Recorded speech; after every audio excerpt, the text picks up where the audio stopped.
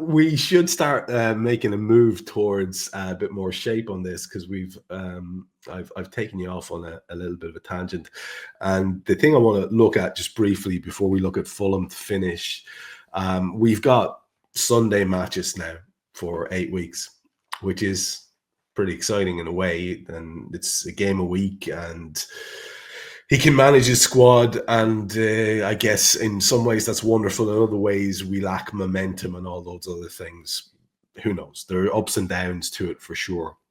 But if we were to look at the schedule ahead of us, we have Fulham on Sunday at Fulham. Then we go the following Sunday to West Ham. We go the following Sunday to Leicester. Sorry, we have West Ham at home. We go on Sunday the 20th of April to Leicester. Then we're home again to Spurs, away at Chelsea, home to Arsenal, away to Brighton, and we finish the season home to Crystal Palace, which means we have Palace, we have Arsenal, we have Spurs, we have West Ham, those 4 games all at home. The magic number, Jan, and this is even allowing for Arsenal to have a perfect finish to the season where they get the maximum number of points. The minimum number of points, therefore, that the Reds need to win the title is 13, which, unless my sums are mistaken, is 4 wins and draw.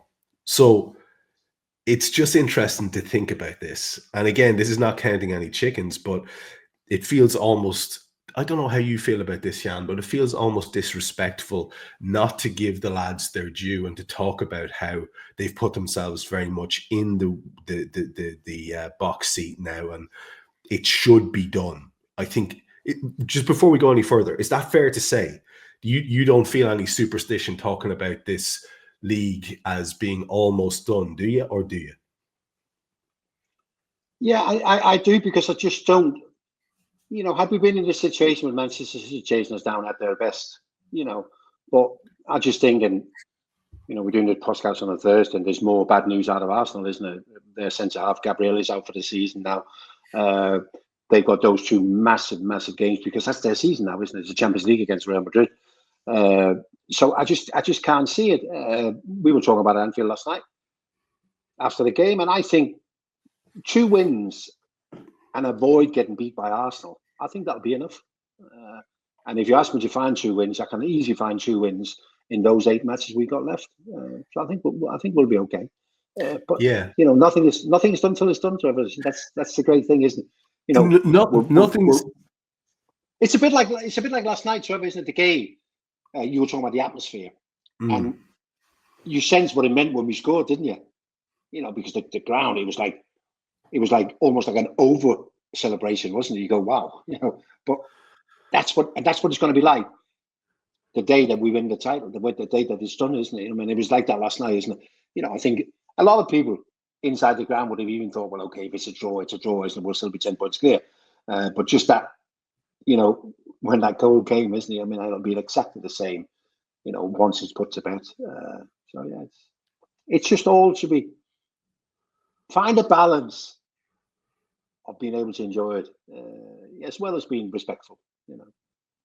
My Reds mates talk about the phrase they use is there was some let off when the X or Y happened, and last night the release of emotion when Jota's goal went in was quite spectacular. And you're so right what you said earlier on. We live in a world where, yes, I celebrated, but immediately I had a doubt, immediately nagging at me. And there would be days where, depending on how pessimistic I was being, I wouldn't have even bothered celebrating because I'd be too wary. And I know it's a separate point and we've left it behind, but surely that is draining the joy out of football. It's not a good thing. The thing I wanted to put to you, just looking at that schedule, there is an optimistic sort of version of events where if we can beat Fulham and West Ham and Chelsea and Spurs, then the title could be won at Chelsea like it was back in the season that you played. When Kenny scored that goal at Stamford Bridge, and that is a tempting little thing. I think that's would you believe, Jan, 39 years ago. No, I don't believe it, Trevor. It's hard to get your head around that. Still to this day, my favorite moment as a supporter. But you're right. Let's not get. Who would you want to have that moment? Who would you want to have that Kenny Dalglish 1986 moment? Say we win the title 1-0 at Stamford Bridge. Who would you want to have that moment? Oh, Salah. Salah. Okay. Yeah, just because I think he deserves it, and okay. I think it might cement things. I'd like Robbo to put up at the far post. You know. Well, hey, you saw Robbo's effort on the swivel last night, yeah. It's not happening. Oh, by the way, what was he thinking? It's just not going to happen, I'm afraid. With Fulham at the weekend, what do you make of them in terms of a potential challenge? We saw the result against Arsenal. I didn't get to see that game. I don't know if you did. What did you think of them in that game? It was a 2-1, I think, win for Arsenal. I think Fulham got a goal back, so I don't know how much they were ever in it. But it seems like a narrow enough victory for Arsenal. But then again, like I say, I didn't see the game. What did you make of them in that, if you saw them, and what have you made of them this season? I think they've had a really good season, Trevor. But I think there's a number of clubs you can put into that bracket of haven't had really good seasons. The likes of Brentford, the likes of Brighton, the likes of Bournemouth, the likes of Fulham. And still, when they have great seasons, they have moments, don't they? So look now, I think Bournemouth ran out of legs. You know, I look at them and I think they ran out of legs. Their key players are no longer performing. So I don't expect much from them to the end of the season. I think Fulham is a little bit in that as well. I think they maybe run out a little bit of enthusiasm and energy because they aren't really going anywhere. I think they're 10th in the Premier League. There's not a lot for them to go. And I think they play their games like that. I was at Craven Cottage a couple of weeks ago. You know, Trevor, what a great venue that is, you know, down on the river there. You know, that new stand they've got as well. It's a fantastic venue. But they played against Manchester United and they were powder puff, you know what I mean, Trevor? There was no real enthusiasm. They didn't really create any chances. So it might not be comfortable, but I think it's a good time to play them. You know, I think their season is run its course. Yeah, it's funny. I think they've eased ahead of Bournemouth there. I think Bournemouth might be knocked back into 11th there. Okay. I think, sorry, it's 9th and 10th. Yeah, 9th and 10th with Fulham and Bournemouth at the moment, just a point in it. We'll get back to Fulham in 1 second. There's an outside one I want to throw at you here. I meant to do it earlier on. City are on 51 points with 30 games played. Newcastle, who had a win last night or the night before, are on 50 points with 29 games played. Newcastle, therefore, theoretically are in a position to overhaul City. Do you see that happening? Do you see Chelsea getting back into it? They're a further point back. Or do you think the top four now is the way it is? Because there's very little between City, Newcastle and Chelsea. And Newcastle and Chelsea both have a game in hand over City. What do you reckon there? If you had to roll the dice on the top four? Well, I mean, obviously, if we're talking about the top four, the issue, Trevor, it's going to be a top five, isn't it? Because England are going to get 5 places in the Champions League, so that would open up the door for Manchester City. But of the 4 teams that are there, I'm also looking at Aston Villa. You know, and I'm thinking, what might Aston Villa be able to produce between now and the end of the season? They're in the quarterfinals of the Champions League. They're in the semi-final of the FA Cup, but really they need to get in the top 5 for that Champions League because if you want to play with the big clubs, and the big clubs are being called the big clubs based on what they're capable of financially. You know, they have the biggest turns over there. And if Aston Villa want to play with them, they need to be in the Champions League at least consecutive seasons. So it's a big one for Aston Villa. I am 100% not convinced by Manchester City. Having said all of that, Erling Haaland is injured now. He's out for the season. Is that a bad thing or a good thing? I don't know. The first thing I thought, Trev, was City are now going to play with 11 men instead of 10. Because I do think sometimes with Erling Haaland, you play with 10. Having said all of that, they weren't very impressive against Leicester. They play Man United away on Sunday. I think that's a 50-50 game. As much as United not having a great season. But I think what almost might be enough is just find a bit of pride. If United can find a bit of pride at home against Manchester City, that might be enough. 3 years ago, that wouldn't have been enough. You'd have got beat 4-0. But now I think a bit of pride and a bit of energy and a bit of physicality might just be enough. So it wouldn't surprise me, Trevor, even with a top 5, if City finish outside the top 5. It's very tight in there, so I'll be interested to watch.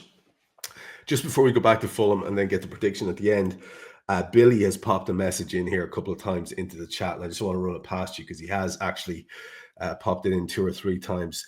It's just a question you may or may not remember. He reckons that his dad gave you the program from when you made your Liverpool debut, because apparently you never got your hands on it. And it was at a Legends tour in Anfield back in 2007. He's wondering, do you actually recall that? He reckons it's a long shot, but do you remember? Yeah, I do actually. You do get every now and again when you do these events at Anfield and people come up to you and they give you things and they go, as they come up with things, you wonder what they got, don't you? It's the first thing you wonder what you've got. And this guy comes up and he goes a lot with the program. He goes, do you remember this?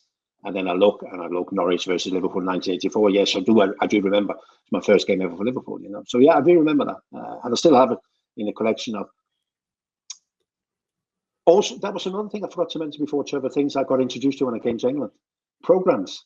You know, oh yeah. It's a massive part of English game. And I won't be careful to say, but I know a guy at UEFA really well. And he says, in terms of how many programs we print when it's an English team or the British team in the final, he said we print so many more. And you have punters coming up buying 10, you know, because they're buying for everybody, aren't they? So yeah. But that was another thing, programs. Have you got no? I've got no programs. I've got no programs in Denmark. I've no programs from when I played in the Netherlands. But I've got loads of programs from Liverpool because it's also a massive thing in the British game. Programs, memories. Big part of the culture, them and fanzines too, which I was lucky enough to write for a few. But yeah, the program I know, Trevor, because I see your mate at Old Trafford. You know, yeah. Well, that's my yeah. He's never told me his name, but he just goes, "How's Trevor?" I said, "Trevor, it's just fine." Yeah, that's Steve. Good lad. He's a good lad, Steve. We should wrap it up, and I just want to get a quick take from you on Fulham just for these couple of minutes, because in the reversal at Arsenal there the other night, they had Raul Jimenez up front. They've got Emile Smith-Rowe, who they got from Arsenal, and Adama Traore, I think, was guilty of missing a chance or two from what I've heard. Lukic and Sander Berg in the middle of midfield, Castagna and Robinson either side, and the back three of Cuenca, Anderson and Diop with Bernleno in goal. It's a very solid team, you'd have to say. I mean, it's quite an impressive team Marcos Silva has got. He can call on a bit of Premier League experience and a little bit of flair in the likes of Willian, Tom Kearney, Ryan Sessegnon, Andreas Pereira, Alex Iwobi. It's a fairly deep squad, Jan, for the Premier League, and it looks like they're going to be right around where a squad like that could hope to be. So I don't think this is going to be an easy one. With that in mind, and the fact that we're not sure if Ali is going to be back because the concussion protocols will be what they'll be. He may still be suffering the ill effects of that bang in the head he got with Brazil. There is the re-emergence of Jota, hopefully. Mo still looked a little bit kind of off it. We're hoping he'll be back at peak Mo. You'd like to think it's going to click. So 2 things. First of all, what do you reckon to them as a threat? Specifically, if you've got anyone you're thinking of that we need to look out for. And second of all, is there anyone you'd like to see feature against Fulham? Because it does look like the team is a little bit up for grabs, apart from obviously the midfield is going to be the midfield. Yeah, I just thought again with the Everton game, he was very reluctant to make changes, Arne Slot. And it just makes me, what we spoke about before, there's only so many players he trusts, and he wants to go with the same players, and it'll be more or less the same on Sunday. In terms of Fulham, I think Fulham have got some decent players. Raul Jimenez is finally looking like the player he was at Wolves before he had his head injury. Traore can be a handful because of his pace. I've always liked Smith-Rowe. I think he's a tidy little footballer. He's a combination footballer, capable of creating 1 or 2 things. But I just think, as I said before, I think they've run their course we're going to be too strong for them. The good thing, there is, like when we started this year, Trevor, 2025, and we looked at some of the away games, and I thought, some of these away games we need to play well to be able to win. I don't think necessarily we need to play well on Sunday to win. I think we just need to turn up, be competitive, and do our stuff. Give them no encouragement, and we'll get our chances, and we'll be fine. I'm so tempted because I know you're a man who doesn't say no to an occasional flutter. I'm so tempted to tap into your instincts as to when you think this is going to get done, if it's going to get done. But it runs counter to both you and I and whatever sort of wariness or superstition we have that it's not done till it's mathematically done. So I'm not going to ask you that. But I am going to ask you just prediction for the weekend. And then we're going to be doing one of these a week for the next 7 or 8 weeks. Hopefully sooner rather than later, we'll be celebrating a Liverpool title win. But regardless, we'll be here for each of those games. So what do you reckon, Jan? Sunday, how do you see it going? I reckon, Trevor, you have a little boy's dream of winning the title at Stamford Bridge. Well, I think we need to win the title at Anfield. You know, it's just my feeling. I think it would be nice to win it at Anfield. So yeah, I've got a feeling they might be against a team from North London. But I think it might be the other Spurs at the end of this month. But who knows? Anyway, as I said before, I'm not convinced we're going to go down there and play well, but I'm convinced we're going to win. So Fulham 0, Liverpool 2. We will take that, sir. We will take that very, very happily. Bite your hand off indeed for it. Let's hope that's the case. It's been another great chat. Really good to get back and connect back in with you, sir, after a couple of weeks away. So as ever, my friend, thanks very much. Yeah, it's wonderful, Trevor. You work all season to put yourself in these positions to pick up the trophies, isn't it? It's now it matters. This is when it matters. And like I said, when it matters, Mr. Molby will be there for you between now and the end of the season, and we'll put him through his paces, God love him. Putting plenty of questions to him. Thanks if you've been joining in the comments. Sorry if I didn't get to yours. I do try, but there's a lot of plates spinning, as you can imagine here, and we need to get through what we need to get through. But we will try and maybe have at least one episode between now and the end of the season, which is dedicated almost completely to what you guys want to ask. So hang on to those questions, and we will get back to them again eventually. Tune in the next time there is a live show. Nice of you to do it this time. I've been Trev. That's Jan. This is Molby on the spot. Talk to you next week.